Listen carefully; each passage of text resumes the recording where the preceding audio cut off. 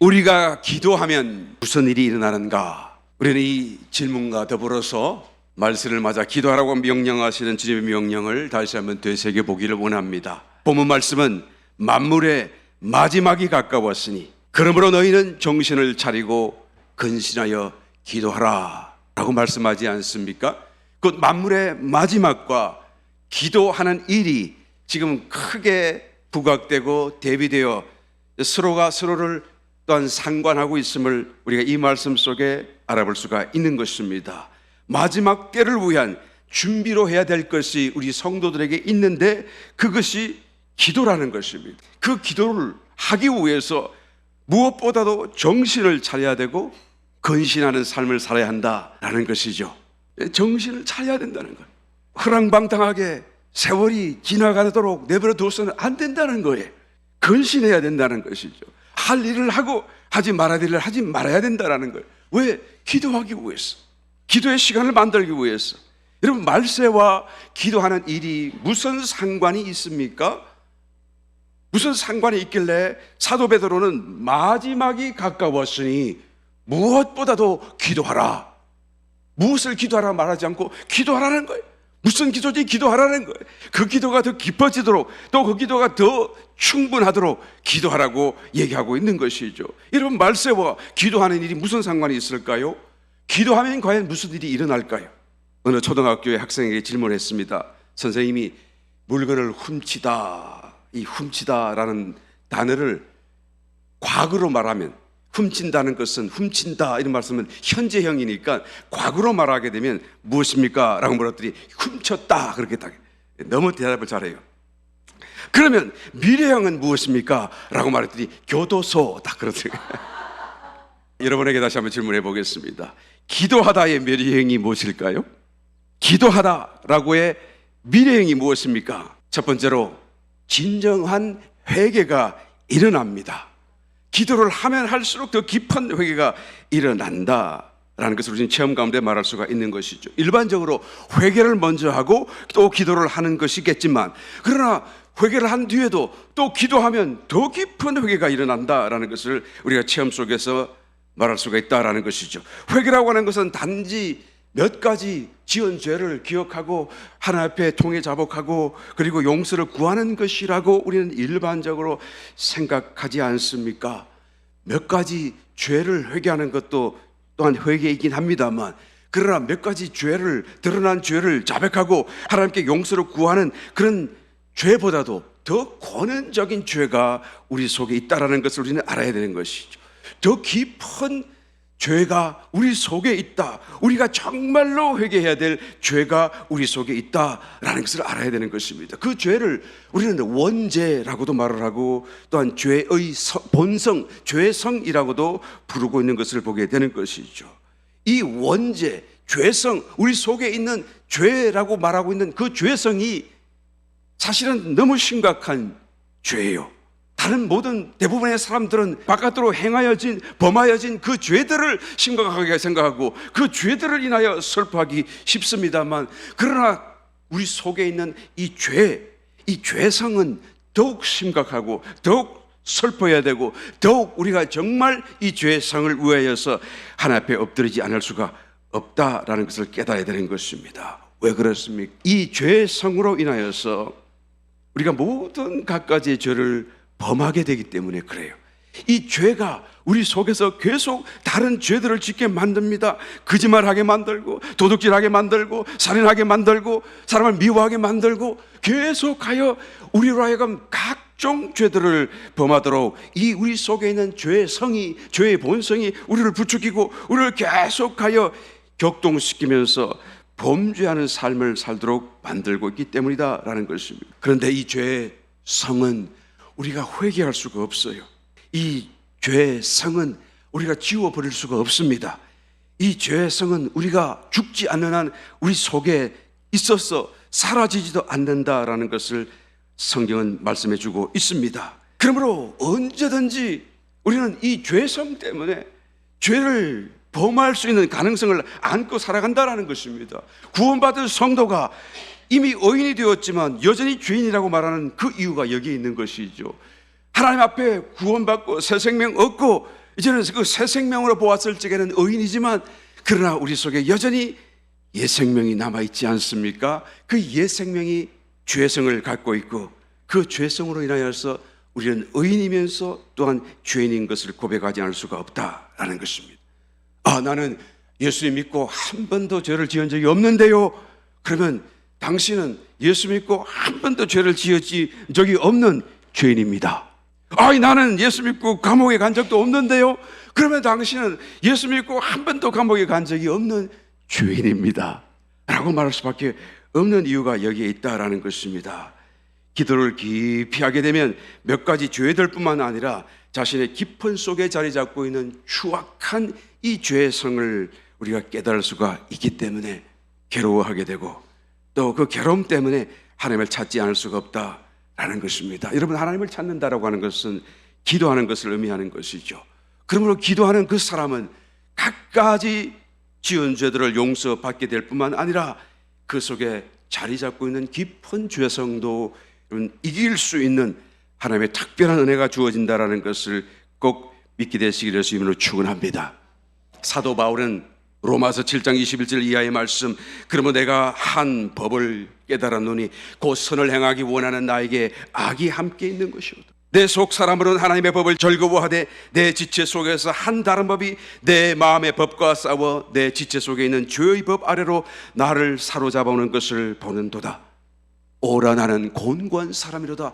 이 사망의 몸에서 누가 나를 건져내랴. 정말 깊은 그런 하나의 탄식 속에 하나님 앞에 기도하는 모습을 보게 되는 것입니다. 그 깊은 기도 속에 자기가 지은 죄가 없어도 자기 속에 죄성이 자리 잡고 있는 것을 깨닫고 정말 괴로워하는 모습을 여기서 깨달아 볼 수가 있는 것이죠. 하나님 말씀대로 살기를 원하지만 그러나 죄성이 나를 이기고 나의 마음을 또한 가로잡아서 채워서 나로 하여금 죄 지는 일에 굴복하게 하는구나.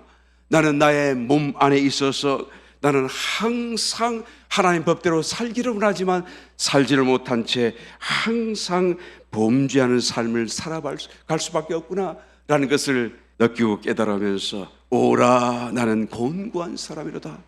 정말 탄식하는 소리죠. At last. 이 사망의 몸에서 누가 나를 건져내랴. 나는 온통 죄의 본성에 갇혀서 나는 어떻게 할 수가 없고 죄를 지으며 살 수밖에 없구나 라고 고백하는 모습을 보게 되는 것입니다. 그런데 여기서 끝나지가 않죠. 로마서 8장 1절로 계속해서 연결됩니다. 그러므로 이제 그리스도 예수 안에 있는 자에게는 결코 정죄함이 없나니 이런 그리스도 예수 안에 있는 생명의 성령의 법이 죄와 사망의 법에서 너를 해방하였음이라. 여러분, 그리스도 예수 안에 있다라고 하는 그 말은 그리스도 안으로 들어와 있다라는 것을 의미하는 것이죠. 그리스도 예수 안에 어떻게 들어갑니까? 우리가 기도로서 들어가는 것이죠. 기도 속에 그리스도 예수 안에 있는 그 사람은, 기도하는 그 사람은 결코 정죄함이 없나니. 왜 그렇습니까? 성령의 생명의 법이 제 사망의 법을 오히려 이기고 나를 해방시켰습니다 라고 말하고 있는 것을 보게 되는 것입니다. 하나님의 법이 죄의 법을 이기게 하셨다. 하나님을 내가 법으로서 만났다, 체험했다라는 의미를 이 속에 담고 있는 것입니다. 여러분, 법이라는 게 뭐죠? 법이라고 하는 것은 항상 무엇인가 그렇게 되는 것을 법이라고 말하잖아요. 물이 위에서 아래로 흐르는 법이야. 물은 항상 그렇게 흐르는 법이야. 그 말은 물은 항상 그렇게 된다라는 말 아니겠어요?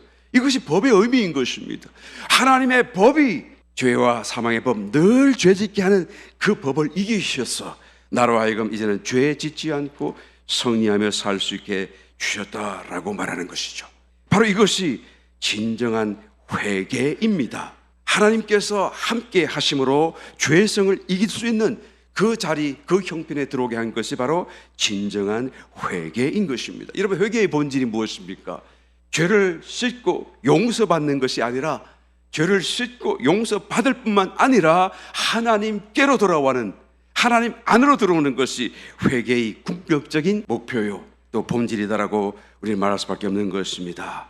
우리 하나님께로 들어가야 돼. 어떻게 들어갑니까? 기도로 들어가는 것이죠. 기도해야 깊은 죄성을 깨닫고, 기도해야 그 깊은 죄성 속에서 하나님을 더 찾아 하나님의 법으로 우리는 승리하는, 하나님 안에 머물러 있는 성령과 생명의 법에 지배를 받는 놀라운 구원이 일어나게 되는 것을 우리는 알게 된다는 것입니다. 이런 모든 기도는 하나님을 생각하고 하나님을 향하여 가게 되어져 있죠. 문제 기도를 해도, 또 감사 기도를 해도, 중보 기도를 해도, 영적으로 싸우는 전쟁 기도를 해도, 그리고 침묵하여 더 깊은 기도를 해도 모든 것이 하나님을 바라보며 하나님을 향하여 드리는 기도가 기도이지 않겠습니까? 그런데 그 각종 기도가 차이가 있다고 한다면 다만 한 가지, 그 기도를 통해서 내가 얼만큼 더 하나님 가까이 나아갔느냐라는 것밖에 없다라는 것이죠. 그러니까 어떤 기도를 하든지 그 기도를 깊이 하고 그 기도를 통해서 반드시 하나님과 닿을 수 있도록 우리는 충분히 기도할 수 있는 또한 기도가 되어야 된다라는 것이죠. 우리 누가복음 15장에 나타나는 돌아온 탕자의 비유를 잘 알고 있습니다. 그 탕자가 처음에는 아버지가 얼마나 자기를 사랑하는지 몰랐는데 모든 것을 다 잃어버리고 이제는 거지가 되어서 아버지를 찾아왔을 때 아버지가 나를 얼마나 사랑하는지 새롭게 깨달았다는 것을 기록해 주지 않습니까? 아버지의 새로운 모습을 발견했다라고 성경은 말씀해 주고 있습니다. 그것은 곧 하나님을 믿되 성도이지만 하나님을 안다고 생각하지만 그러나 하나님을 정작 잘 알지 못할 수가 있다는 것을 아주 분명하게 보여주는 거예요. 그런데 하나님을 처음에는 몰랐는데 그 하나님이 얼마나 나를 사랑하고 계시며 하나님이 어떤 분이신지를 나중에는 잘 알게 될 수도 있다라는 것을 말하고 있고, 또 동시에 여전히 하나님을 잘 모를 수도 있다. 큰아들처럼 성도이지만 하나님을 잘 알 수도 있는가 반면에 하나님을 잘 모를 수도 있다. 왜 잘 모를까요? 회개할 것을 회개하지 못하기 때문에 그래요. 정작 몸 밖에 있는 몇 가지 드러난 죄만 회개하고 그 중심에 있는 깊은 죄성을 인하여 괴로움으로 기도하고 또한 회개하지 못하기 때문에 하나님이 얼만큼 위대하고 얼만큼 우리를 사랑하는지 다 깨닫지 못하게 된다라는 것이죠. 그러므로 여러분, 기도를 하되 충분히 깊이 기도할 수 있는 저와 여러분 되시기를 예수님 이름으로 축원합니다. 기도를 하고 또 하게 되면 그 종국적인 단계에서는 진정한 회개를 불러일으키게 되어져요. 이 진정한 회개는 하나님을 또한 하나님으로 진정 알게 해주고 또 하나님과 하나 되게 해서 하나님과 연합이 일어나는 놀라운 축복이 된다라는 것을 말씀해 주고 있는 것입니다. 그러므로 사도 베드로는 오늘 봉독하신 본문 말씀에 말세를 당하여 너희가 준비하되 기도하라 라고 말하는 것입니다. 할렐루야. 여러분, 말세를 준비하는 일이 뭐라고요? 기도하는 것입니다. 기도하는 거예요. 그래서 정말 하나님을 만나야 되고 하나님 안에서 진정한 회개를 이루어가야 될 줄 믿습니다. 두 번째로, 왜 기도해야 되는 것입니까? 기도하면 무슨 일이 일어나는 것입니까? 마음이 가벼워지는 것입니다. 기도는 하나님을 향하여 우리의 마음의 문을 여는 것이기 때문에 기도를 하면 할수록 우리의 마음이 점점 가벼워지는 것을 우리는 체험 속에서 말할 수가 있는 것입니다. 빛 대신 하나님이 기도하는 사람의 마음에 빛을 비춰 주시게 되면 그 마음에 가득 차 있는 모든 부정적이고 모든 죄의 형상과 죄의 부산물들을 다 태워주시고 또한 깨끗이 하시고 우리의 마음을 참으로 자유한 자의 모습으로 경쾌하게 또한 우리의 마음을 가볍게 만들어 주신다라는 것이죠. 호세 6장 3절, 그러므로 우리가 여호와를 알자, 힘써 여호와를 알자. 그의 나오심은 새벽빛같이 일정하니 비와 같이 땅을 적시는 늦은 비와 같이 우리에게 임하시리라. 하나님을 바라보게 되면 그 하나님이 빛으로 비추어지는데요, 그 빛이 마치 비가 내려서 그 마른 땅을 적시는 것처럼, 그런데 특별히 여기서 늦은 비라고 비유해 주고 있죠. 이스라엘 땅에는 이른 비가 있고 늦은 비가 있어요. 그 땅에는 참 독특한 기후 현상이 있어서 그 여름이 되게 되면 얼마나 뜨거운지 땅이 완전히 말라가지고 완전히 갈라지고 완전히 종자를 파종 심을 수가 없어요. 그 땅을 개간할 수가 없습니다. 그래서 비가 오기를 기다릴 수밖에 없습니다. 그래서 가을일철이 되게 되면 이제는 비가 내리는데 그 비를 이른 비라고 말을 하죠. 그 비가 내리고 나면 땅이 좀 젖어드니까 이제 땅을 개간하고 비로소 파종할 수가 있는 것입니다. 그러니까 파종하기 위해서 비를 기다릴 수밖에 없어요. 비가 왔습니다. 파종해서 땅을 개간하고 파종했습니다. 그리고는 겨울철에 장맛비가 쏟아지는데 그 장맛비로 인하여서 그 깊이 땅을 이제 축축히 적셔주게 되죠. 그리고는 이제는 봄철이 되게 되면 우리로 치면 가을 아니겠어요? 곡식들이 결실할 수 있도록 이제는 마지막 또다시 해와 비가 적절하게 쏟아져 와야지 결실할 수 있지 않겠습니까? 그때 오는 비를 늦은 비라고 말을 하는 거예요. 이 늦은 비는 정말로 단비입니다. 이제는 결실을 위하여 내리시는 하나님의 축복의 비가 되기 때문에 그런 것이죠. 이 비가 오므로써 이 열매들이 단단히 굳어지게 되고 풍성해진다는 것을 우리가 알 수가 있는 것이죠. 그래서 이 비가 땅을 적시는 것처럼 하나님의 그 빛이 우리의 마음을 적실 때에 우리 속의 생명이 더 단단해지고 결실해지고 더 풍성해진다라는 그런 의미를 이 말씀 속에 담고 있는 것을 우리는 볼 수가 있는 것입니다. 그냥 기도를 해도 어떻게 해야 된다고요? 충분히 해야 되는 거예요. 내 마음에 빛이 비추어지고 그 빛이 내 깊은 속에까지 젖어들기까지 늦은 비로서 내 마음속에 성령의 열매가 맺혀지도록까지 우리는 충분히 기도해야 된다라는 것이죠. 우리가 기도하지 않는 우리의 마음속에 염려가 있고 근심이 있고 걱정이 있고 불안이 있고 두려움이 있지 않습니까? 시기하고 분노하고 교만되고 헛된 야망 속에 살고 불평하고 불만하고 실패하고 낙심하고 죄책감 열등감 온갖 부정적인 것들이 뭔가 죄의 산물들이 가득 차 있습니다. 기도하지 않는 사람의 마음속에는요 또 그 깊은 속을 더 더듬고 내려가 보게 되면 탐심이 들어있고 자기 십자가를 쥐고 나를 따르라고 하시는 말씀이 수도 없이 반복되어도 나는 결단코 도무지 포기할 수 없는 삶에 대한 집착을 그 속에 가지고 있는 것을 보게 되는 것이죠. 이런 것들로 우리의 마음이 가득 차 있기 때문에 우리의 마음이 밝을 수가 없어요. 우리의 마음이 가벼울 수가 없습니다. 그런데 기도하게 되면 그 빛 대신 주님의 빛이 비추어져서 이 모든 것을 마치 햇빛 아래 세균을 태우듯이 태우게 되고 그것을 가볍게 만든다는 것을 우리는 체험 속에서 고백할 수 있는 것입니다. 독일 지방 특별히 시골 동네를 이렇게 지나가다가 보게 되면 가정마다 창문을 열고 대낮 낮 시간 동안에 이렇게 이불을 탁 창문틀에 걸어놓는 가정을 우리가 가정마다 볼 수가 있어요. 그래서 참 옛날 스타일로 사는구나 라고 생각을 하기 쉬운데 그런데 그게 그렇게 좋은 효과를 가져온다는 것을 그 현장에서 살아보지 않은 사람은 모를 것입니다. 저는 독일에서 잠깐 살아본 적이 있었는데요. 그래서 시골 지방에 내려가서 한 번은 잠을 자본 적이 있습니다. 어느 가정집에 들어갔는데요. 이불을 내어주는데 이불을 이라고 턱 덮으니까 이불이 얼마나 두꺼운지 말이에요. 산 같아요. 이불이 이렇게 두꺼워요. 이불이. 그래서 그 큰 이불 하나밖에 없으니까 얇은 이불 찾다가 못 찾고 그냥 그걸 뒤집어 쓰고 이렇게 잠을 자는데 그런데 그 이불이 그렇게 가벼워요.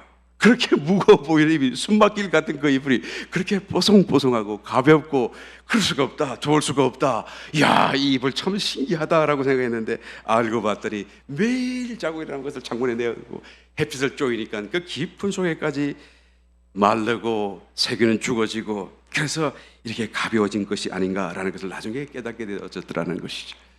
여러분, 기도하면 할수록 우리의 마음도 이와 같이 가벼워집니다. 왜? 기도 속에 주님을 만나기 때문에 그런 것이죠. 마태복음 11장 28절에 말씀하시기를 수고하고 무거운 짐진 자들아 다 내게로 오라 내가 너희를 쉬게 하리라. 여러분, 주님께로 가까이 오라고 지금 말씀하시는 것이죠. 주님께로 가까이 가면 되는 거예요. 우리가 지고 있는 무거운 짐과 모든 수고들이 우리가 벗는 것이 아니고 주님이 벗겨주시고 주님이 해결해 주시고 주님이 우리로 하여금 쉬게 해주신다라고 말씀해 주지 않습니까? 우리는 다만 그 말씀을 믿고 주님께로 가기만 하면 돼요. 어떻게 주님께로 간다고요? 기도로 가는 것입니다. 기도하기만 하면 되는 것입니다. 이런 고인이 되셨습니다마는 한때 세계 최대의 교회에 담임하셨던 조영기 목사님을 여러분 잘 아실 것입니다. 그 조영기 목사님의 제자분 가운데 한 분이 그런 간증을 저한테 하셨는데 제가 한번 인상 깊게 들은 적이 있습니다. 그 큰 교회를 담임하니까 얼마나 많은 일들이 생겨납니까? 하루가 멀다고 큰 사건들이 터지고 늘 마음이 무겁고 지칠 수밖에 없는 상황 속에 있음에도 불구하고 조 목사님이 기도실에 들어갔다가 나오기만 하면 그냥 얼굴이 펴져가지고 해같이 빛나는 밝고 가벼운 얼굴을 늘 볼 수 있었다라고 말을 해요. 그러면서 그분이 그것을 비유하기를 마치 이발소에 가게 되면 그냥 남자 이발소 머리 깎고 그다음에 머리 깎고 머리 감겨주고 그리고는 스킨로션 탁 발라고 탁탁 바르면 탁 향기가 나는데 그리고는 그냥 그 향기를 맡으면서 싹 이발소를 걸어 나오면 마음이 얼마나 상쾌하고 가볍고 좋은지 그런 모습으로 싹 들어갔더니 이러고 들어갔다가 나오더니 이 기분을 우리 여성 성도님들이 이해할 수 있는지 모르겠습니다.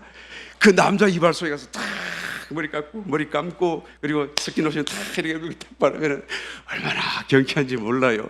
그래서 비유로 해주시는데 이게 탁 실감이 나도록 여러분 기도하면 우리가 얼마나 마음에 어떤 부담을 갖고 눌림이 있다고 할지라도 나올 적에는 가벼운 마음이 된다는 것을 우리는 고백할 수 있을 것입니다. 기도하는 사람은 여러분 범죄하지 않잖아요. 기도하는 동안에는 죄를 지을 수가 없잖아요. 기도하면서 어떻게 죄 지을 생각을 할 수 있나요? 그 사람은 기도하는 것이 아니라 기도하는 척을 하는 분이시겠지요. 여러분 범죄할 생각도 할 수가 없습니다. 왜 그런가요?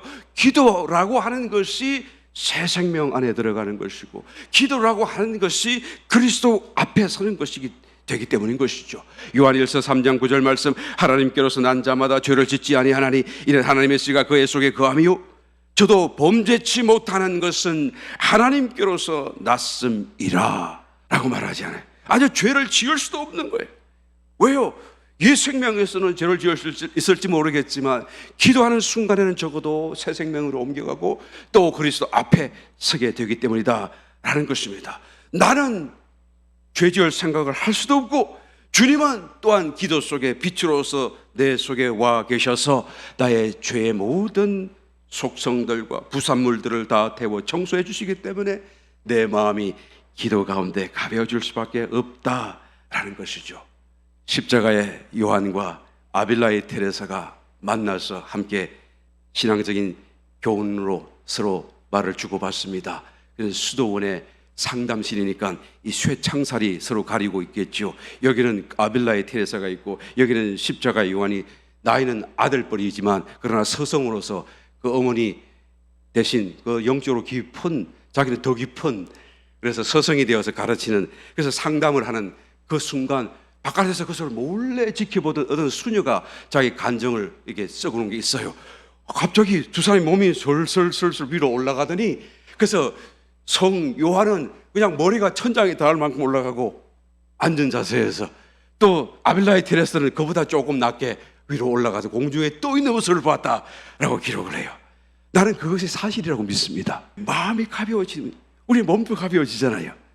그처럼 하나님 가까이 기도하고 죄성을 인하여서 싸우고 죄성을 회개하고 하나님 앞에 용서받고 그것을 떨쳐버릴 수 있는 사람들이라고 한다면 얼마든지 그런 기적적인 사태가 체험되고 나타날 수 있으리라고 저는 분명히 믿습니다. 모르긴 몰라도 주님 다시 재림하시는 그날 휴거 상황도 이와 유사하지 않을까 저는 그런 생각이 들어요. 그러니까 예수님이 재림하시는 그 순간에 모든 믿는 사람들을 어떻게 합니까? 그 속에 있는 죄를 탁 한꺼번에 떨쳐버리시고 탁 떨어나게끔 하나님께서 역사해 주시고 또 그 속에 붙들고 있는 죄의 성조차도 탁 쳐서 그것을 떨어지게 하셔서 그래서 몸이 가볍게 되어졌어. 그래서 저절로 싹 깃털같이 가볍지 하늘 위로 떠오를 수 있도록 하나님께서 해 주실 것이 아닌가 제 생각이 그렇다고 말씀입니다. 죄가 용서 안 받으면 얼마나 가벼워요. 그 죄성이 우리를 이기지 못한다는 것을 깨달으면 얼마나 더 가벼워질 수밖에 없겠습니까? 여러분 기도 속에서 이와 같은 놀라운 체험으로 주님 앞에 더 가까이 나아가는 저와 여러분 되시기를 예수님 이름으로 축원합니다. 세 번째로 우리가 기도하면 무슨 일이 일어납니까? 삶의 태도와 소망이 목적이 달라집니다. 기도하게 되면 영적인 세계를 보게 되기 때문인 것이죠. 영적인 세계는 눈에 보이지 않습니다. 그러나 기도하면 그것을 볼 수가 있는 것이죠. 로마서 8장 24절 이하의 말씀 우리가 소망으로 구원을 얻었음에 보이는 소망이 아니니 보는 것을 누가 바라리요 만일 우리가 보지 못하는 것을 바라면 참음으로 기다릴지니라. 볼 수 없다라고 말하잖아요. 우리의 소망이. 그러나 여기서 볼 수 없다라는 것은 육신의 눈으로 볼 수 없다는 것을 얘기하는 것이죠. 우리의 영의 눈으로는 볼 수 있어야 되는 거예요. 볼 수 있습니다. 보여집니다. 정말로 우리가 한 번도 육으로의 눈으로도 보지 못했고 영의 눈으로도 보지 못했다고 한다면 어떻게 그것을 소망으로 우리 마음속에 가질 수가 있겠습니까? 기도하면 보인다. 기도하면 느껴진다. 기도하면 알게 된다. 만약 기도 속에 내가 천국을 보았다고 한다면 여러분 그 사람의 삶이 이전과 같을까요? 만약 기도 속에 내가 예수님을 만났다면 그 사람의 삶이 이전과 같을 수는 없을 것입니다. 내가 기도 속에 먼저 죽은 수많은 믿음의 신앙의 선배들을 내가 단 한 명이라도 볼 수 있다고 한다면 그러면 내 신앙이 같아질까요? 내 기도 속에 나의 먼저 간 가족들을 볼 수 있다고 한다면 내 기도와 신앙이 얼마나 더 깊어지고 달라질 수 있겠는가? 여러분 보아야 되고 보이는 거예요. 어디서요? 기도 안에서. 다치바나 다카시라고 하는 일본 작가가 우주로부터 귀환이라고 하는 제목의 책을 쓴 적이 있습니다. 그 책은 우주를 다녀온 우주인들을 다 인터뷰하면서 기록해 놓은 책인데요. 실제로 우주 여행을 한 사람은 많이 있지만 우주 여행 가운데 달 착륙까지 달을 직접 자기 발로 밟고 돌아온 사람은 몇 사람이 되지 않아요. 근데 그 사람들은 이제 우주 공간을 보는 사람과 또 다른 정언들을 하는 것을 보고 그런 책 속에 특별히 이 사람들의 감정들을 자세하게 소개해 주는 것을 보게 됩니다. 우리 모든 다른 사람들도 우주여행을 해보지 않았지만 사진들을 통해서 어느 정도 우리가 짐작을 하지 않아요? 아, 달은 이렇게 생겼구나, 우주 공간에 이렇구나, 지구는 우주에서 보게 되면 이런 모습이구나 라고 우리는 생각하고 짐작을 하지만 그러나 실제로 그것을 달에서 보고 실제로 우주 공간에서 보는 것은 정말 다르다라고 한 가지로 정의를 하더라라는 것이죠. 마치 우리가 높은 산에 정상에 올라갔습니다. 하늘에서 보니까 너무 멋져요. 그래서 사진을 컬컬 찍어서 그래서 집으로 가져와서 이야 내가 다녀온 정상 보라고 보여주는데 근데 카메라로 찍은 사진을 보는 것과 내가 보았던 것은 모습은 비슷하게 보이지만 그러나 너무 달라요. 마치 이것처럼 실제로 그 현장에서 보는 것과 또한 우리가 사진으로 보는 것은 너무나 다르다라는 것이죠. 곳에 가서 보니까 빛과 어둠이 얼마나 분리가 되는지, 빛이 있는 곳에는 대낮같이 밝거나 더 밝거나 그러나 어둠이 있는 곳은 정말로 어둡고 마치 빛과 어둠이 그냥 서서히 어두워지고 서서히 밝아지는 것 없이 빛, 어둠, 어둠, 빛 분리가 되는 것이 마치 날선 칼로 잘라낸 것 같이 빛의 지역 또한 어둠의 지역으로 나누어져 있는 정말 그런 참으로 여기서 볼 수 없는 신비한 그런 장면들을 보기도 하고 또 그 달 표면에 섰을 때 그 달 표면에 보이는 그런 모습들이 얼마나 지구와 다른지 적막감을 느끼게 하더라는 것이 그리고 스스로 자기가 유일한 생명체로서 이 가운데 서 있구나라는 것을 느끼면서 정말 뭔가 이상한 느낌, 표현할 수 없는 그런 느낌을 자기들은 거기서 받았다라고 말하는 것이죠. 그래서 다시 고개를 돌려서 멀리 있는 지구를 바라보려고 하는데 지구를 돌아보는데 온통 어둠으로 가득 차 있지만 칠흑같이 어둠이고 빛이라고는 볼 수 없는 그 공간 사이에 푸른색 나는 지구가 보이더라는 거예요. 그것이 얼마나 정말 아름답게 보이는지 얼마나 그것이 신비롭게 보이는지 정말로 신이라고 한다면 그 우주 공간에 갔다가는 다시 돌아오지 못할 것이다. 그 감흥에 빠져가지고 젖어가지고 시 써느라고 시간 맞추어서 우주선을 못할 것이다 라고까지 말하는 것을 보게 되는 것입니다. 여러분 이 우주를 다녀온 우주인들의 공통점 하나가 있다고 합니다. 그것이 뭔가 하면 정신적인 충격을 받는다고 그래요. 우주 여행을 하기 전과 우주 여행을 하고 난 후의 삶이 절대로 같을 수가 없다라고 다 똑같은 말을 하는 것입니다. 왜 다른 것입니까? 그들의 마음속에 중심 속에 한 가지 공통점이 있는데 우주 여행을 다녀오게 되게 되면 신의 존재 또는 그와 유사한 어떤 경험을 하게 되기 때문이다라는 거예요. 하나님이 살아계신다. 초월적인 존재가 분명히 살아계신다. 자기가 예수님을 몰라도 여호와 하나님을 몰라도 자기는 뭔가 초월적인 존재가 살아계신 것이 틀림없다라는 그런 신비한 느낌을 받게 된다라고 말을 한다는 것입니다. 저는 우주 공간을 가보지 못했지만 그 말만 들어도 그럴 것 같아요. 정말로 그럴 것 같아요. 그런데 여러분 우주 여행하는 거하고 영적 세계를 여행하는 거하고 또 비교할 수 있을까요? 영적 여행은 우주 여행과도 비교할 수가 없어요.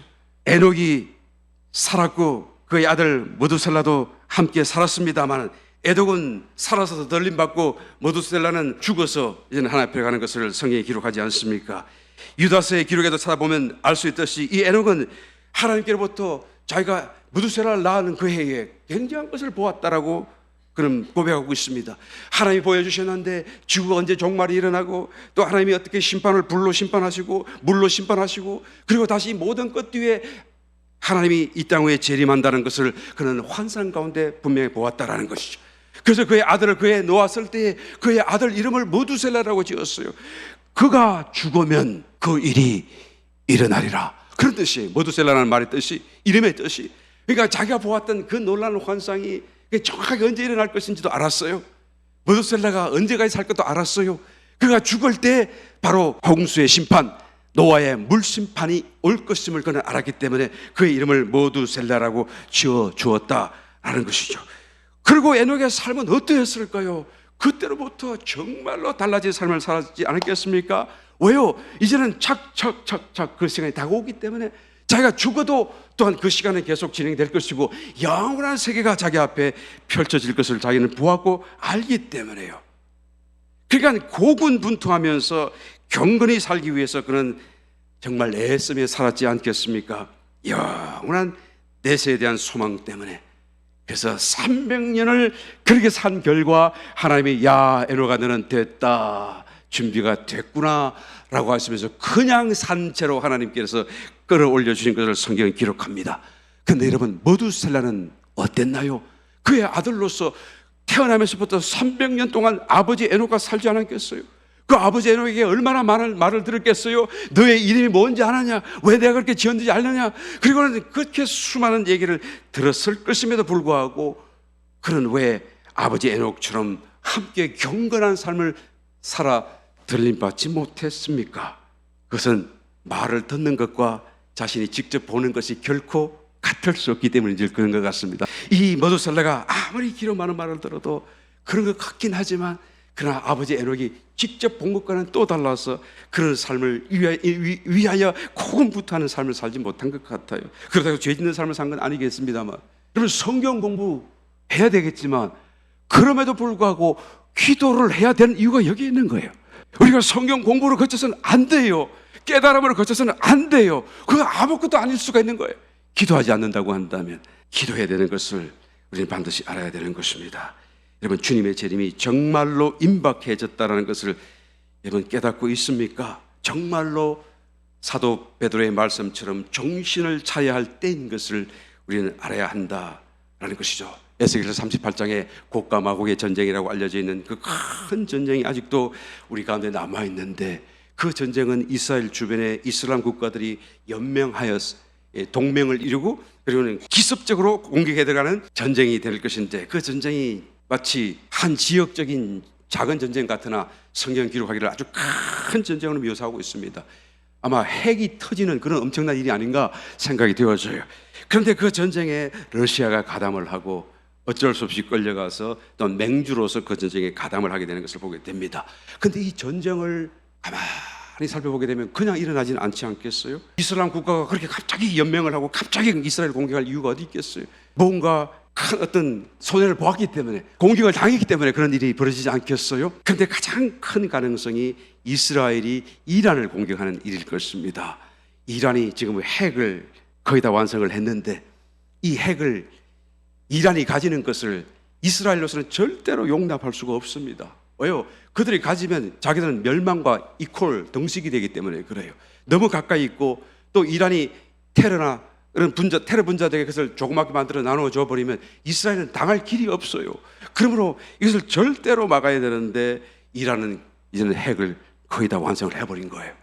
그러니까 이스라엘이 공공연하게 지금 말을 합니다. 공군 사관학교에서도 어디에서 가서도 그냥 그것은 지도자들이 말을 하기를 너희들 중에 혹 누군가가 앞으로 2년 3년 이내에 이란 상공을 날아가게 될지도 모른다 라고 말을 하면서 말해요. 무슨 말입니까? 핵시설을 공습하게 될 것이다 라는 걸 얘기하는 거예요. 언제요? 2년 3년 안에요. 만약에 그것이 좀 더 지연돼서 5년 되고 될 수 있지만 그것이 10년까지 지연될 수는 없지 않겠어요? 반드시 공습을 하게 됩니다. 그렇게 되게 되면 이란이 그것을 막고 가만히 있겠습니까?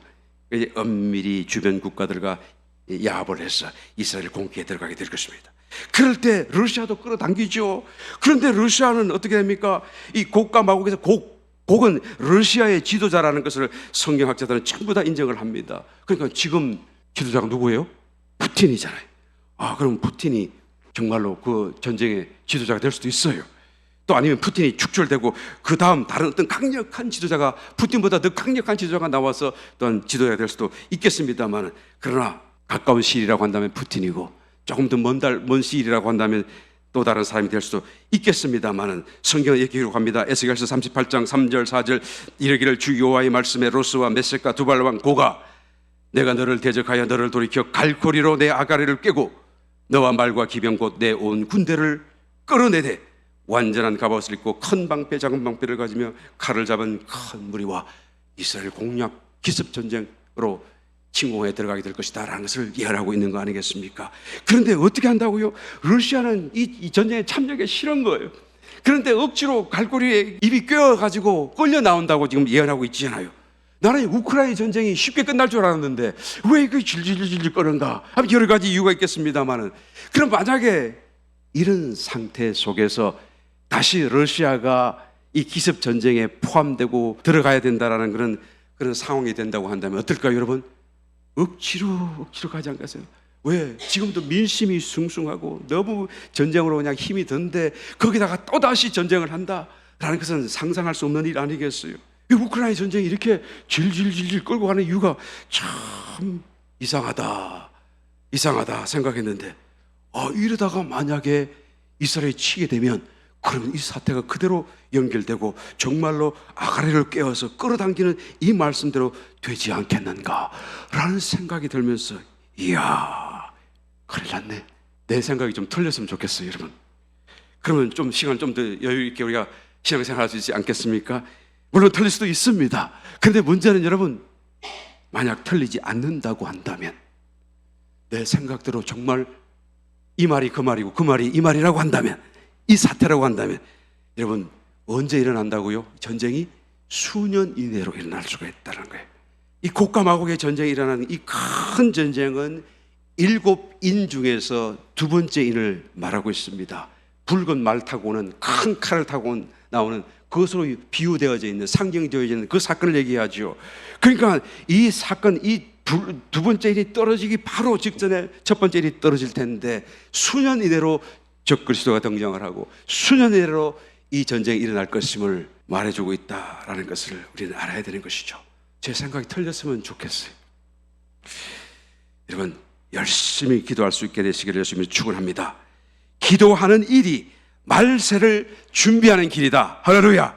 본문 말씀, 만물의 마지막이 가까웠으니 그러므로 너희는 정신을 차리고 건신하여 기도하라. 첫 번째 일이 떨어지면 더 이상 여러분 정신을 차릴 수가 없어요. 지금도 우리가 내 말이 진실인지 아닌지를 분별할 수 없는데, 그때가 되어지면 미혹의 영인 적그리스도의 말을 우리는 분별할 수 없을 것입니다. 준비되지 않았으면 우리는 그 전에 준비되어 있어야 돼요. 주님의 재림이 정말로 가까운 이때 정신을 차리고 건신하여 기도함으로 주님을 준비하시고 주님 오시는 그 순간에 큰 기쁨으로 주님을 맞이할 수 있는 저와 여러분 다 되시기를 예수님 이름으로 축원합니다.